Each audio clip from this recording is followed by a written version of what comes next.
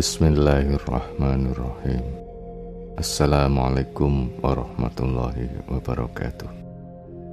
Ketika melihat penguasa yang berulah menjelang habis masa kekuasaannya dengan mengumpulkan simpatisan, relawan, bahkan buzzer-buzzer bayaran untuk mengelulukan diri penguasa itu, saya jadi ingat kisah Herodes. Herodes adalah seorang raja yang dikenal zalim dan bengis. Dia gila pujian, sampai-sampai saat sekarat pun masih merancang kepalsuan untuk menumbuhkan kesan bahwa kematiannya ditangisi oleh rakyatnya. Herodes bertahta pada tahun 74 hingga 4 sebelum Masehi. Dia menjadi raja Yudea karena penunjukan Senat Romawi atas rekomendasi Markus Antonius, sehingga dia dikenal sebagai Raja Boneka Kekaisaran Romawi.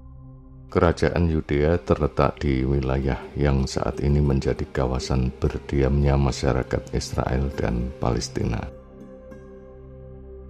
Herodes memimpin dengan sangat kejam, termasuk melakukan pembantaian bayi yang berusia di bawah 2 tahun di Bethlehem dalam rangka mencegah kelahiran Nabi Isa alaihissalam.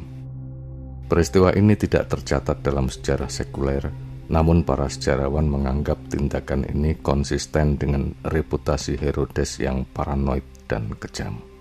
Dia sering mencurigai orang-orang terdekatnya berkonspirasi untuk menggulingkannya. Dia juga ingin memastikan bahwa tidak ada yang bisa menantang otoritasnya.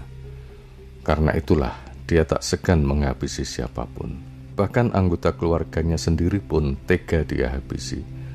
Sejarah mencatat nama-nama mereka, yaitu Mariamne, istri kedua, Alexander dan Aristobulus IV, anak dari pernikahannya dengan Mariamne, Antipater II, anak dari pernikahannya dengan Doris, istri pertamanya, Hyrcanus II, mertuanya, ayah dari Mariamne, dan Aristobulus III, iparnya, adik dari Mariamne.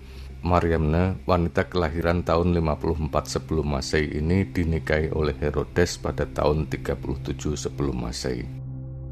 Selain karena cinta, pernikahan ini juga sebagai upaya untuk memperkuat klaim Herodes atas tahta Yudea melalui dinasti Hasmonean. Herodes sangat mencintai Mariamne sehingga sering terbakar api cemburu, yang pada akhirnya dia tuduh berzina dan kemudian dia habisi. Alexander dan Aristobulus IV dihabisi karena Herodes menduga kedua anaknya itu merencanakan kudeta terhadap kekuasaannya. Sedangkan Antipater II dieksekusi karena dianggap bersekongkol untuk meracuni Herodes. Adapun Hyrcanus II dan Aristobulus III dihabisi karena dianggap sebagai ancaman atas kekuasaannya.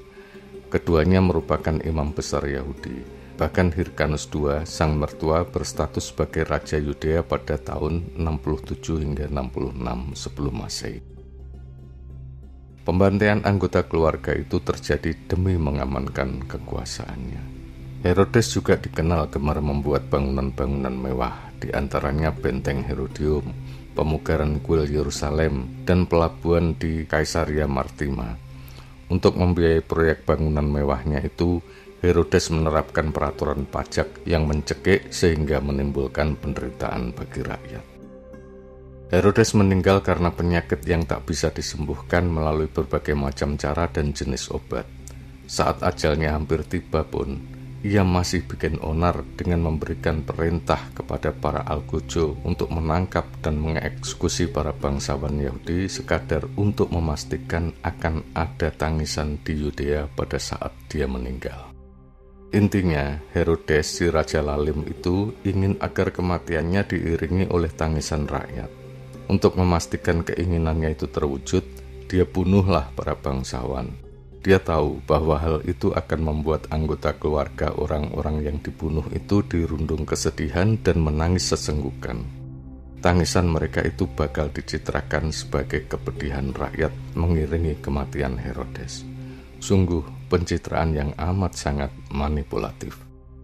Semoga kisah ini menambah wawasan kita untuk menjadi lebih baik. Assalamualaikum warahmatullahi wabarakatuh.